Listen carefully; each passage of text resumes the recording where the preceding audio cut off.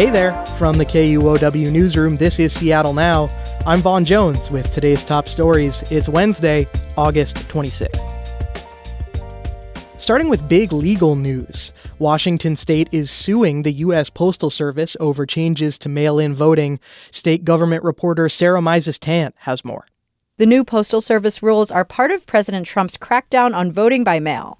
The changes would require states to turn voter rolls over to the federal government before ballots could be mailed out.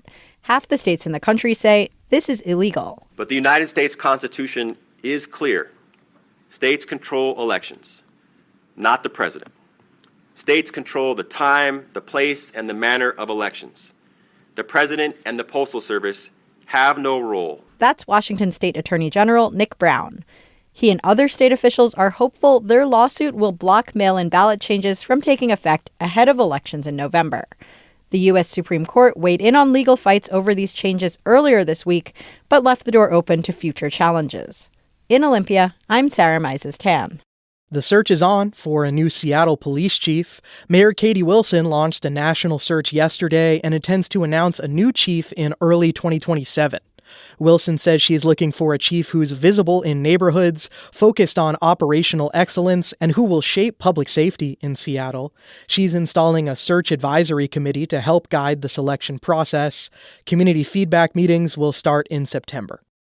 Washington kids logging into Facebook and Instagram will soon be greeted by a range of new safety features. They're part of a settlement Washington and 46 other states reached with Meta today. Monica Nicholsberg has more.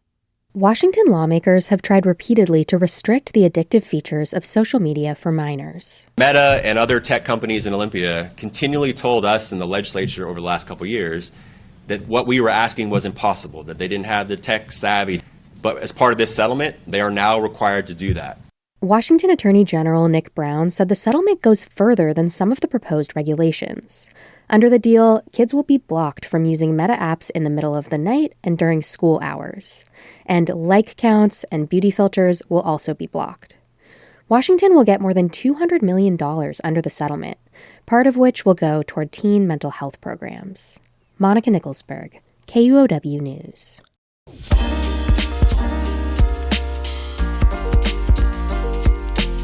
Seattle teachers will decide tonight whether to approve a new contract. If the vote is no, teachers could then vote to authorize a strike. The start of the school year for most Seattle students is just 9 days away, but the district and its teachers union have yet to finalize the new contract. The Seattle Education Association says wages, class sizes, and workloads remain sticking points. Superintendent Ben Scholdener says conversations between the district and union have been focused in finding solutions that support students, staff, and school communities. Union members are gathering tonight at the Seattle Convention Center. A state watchdog agency says the Department of Children, Youth, and Families needs more resources to keep kids safe after last year's record-high number of fatalities. Owen Henderson reports. The Office of Families and Children Ombuds's newest report recommends that DCYF establish a mobile team of caseworkers to support offices with the highest need. But more staff means more money. And revenue projections show Washington likely won't be able to maintain current spending levels, let alone increase funding. State Senator Claire Wilson says she's willing to fight for the extra spending.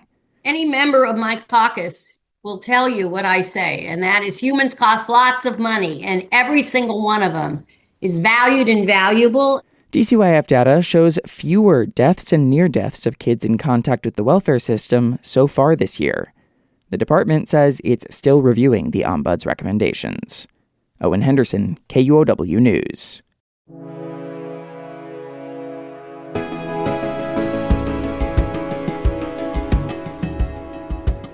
In business news, Bellevue-based T-Mobile plans to lay off 77 Washington employees and close 6 stores, according to a state filing. The layoffs will affect workers at stores in Seattle, Tacoma, Bothell, and the company's Bellevue headquarters. The company cited changing business needs. T-Mobile recently reported quarterly revenue of $23 billion, up 8% from a year earlier. The man charged with starting one of the wildfires near Spokane has been found competent to stand trial. 37-year-old Aaron Farinacci was arrested on August 3rd, 2 days after the Old Trails fire incinerated parts of Washington's second biggest city. According to court documents, Farinacci admitted to police to starting the Old Trails fire and 25 others over the past year. He's scheduled to be back in court on September 4th. The Khosla family are a step closer to becoming the new owners of the Seattle Seahawks. NFL owners unanimously approved the sale today. The deal is expected to be finalized in the coming week. ESPN reports the sale price was $9.6 billion with a B dollars, the largest ever paid for an NFL team. The late Paul Allen purchased the team in 1997. His directive required his estate to sell the Seahawks and Portland Trail Blazers and donate the proceeds to charity.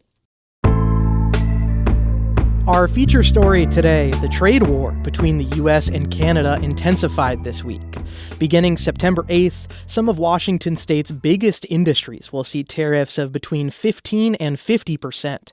That came after U.S. officials slapped immediate 50% tariffs on a variety of Canadian goods, including dairy products and steel.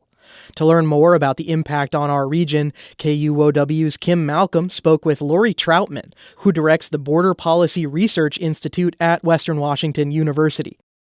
I think we're going to feel this one. I think we've been feeling a lot of this kind of back and forth on the tariffs for, well over a year. A lot of that seems to have sort of expanded and then contracted with a lot of spillover effects beyond just, of course, the trade relationship. And this sort of feels like a deepening or sort of a heightening of that situation that has caused us a lot of kind of uncomfortable situations and I think a lot of economic pain on both sides of the border. Yeah. Are there particular industries that you're keeping a close eye on? Yeah, there's a couple that I think we should really be paying attention to here. The good news, I would say, to start out with, is that most of what Washington trades with Canada actually falls under the energy industry. And so far, we haven't seen any tariffs being applied to imports from Canada or counter tariffs from Canada. That could change, but so far that's not the case. The things that we will see be hit pretty quickly are agriculture, forest products. Currently, Washington imports around $1 billion of forest products from Canada. Those are going to be hit with these tariffs, agricultural products as well. And then in terms of what Washington exports to Canada, we export a lot of the same things that we import, which is very interesting and kind of points to that supply chain relationship between not just the two countries, but also our state and our neighbors to the north. So again, that's paper products. And then some kind of more complicated industries like aerospace, like Boeing, which isn't necessarily directly impacted by a tariff, but could see impacts from increased tariffs on steel, aluminum, and other parts. I know that you live in Bellingham, which for decades has benefited from Canadian tourists and shoppers coming down. Those trips dropped a lot early last year, around 24%, when new Trump administration policies prompted a boycott. I'm wondering if you've seen any loosening or lessening of that boycott in recent months before this new round of tariffs came down.